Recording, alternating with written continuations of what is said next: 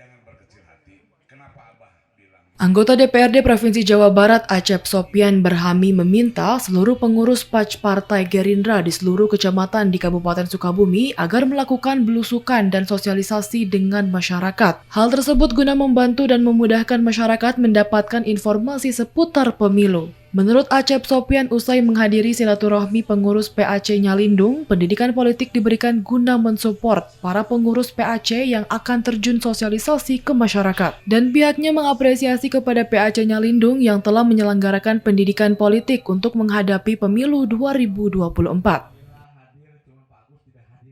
Kita sudah mendekati tahun politik dan apalagi ada bakal calon di Kecamatan Nyalindung ini sangat luar biasa lah.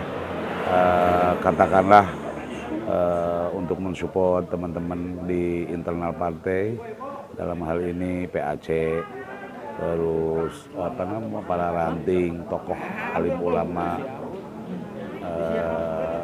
Mudah-mudahan kepala desa juga ada keberpihakan kepada kita Partai Gerindra, karena tanpa mereka mungkin sulit untuk meraih kepercayaan dari masyarakat.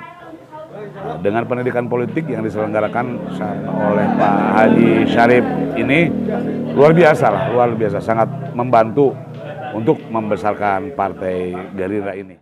Dari Nyalindung, Kabupaten Sukabumi, Muhammad Ujang Hiriaman melaporkan.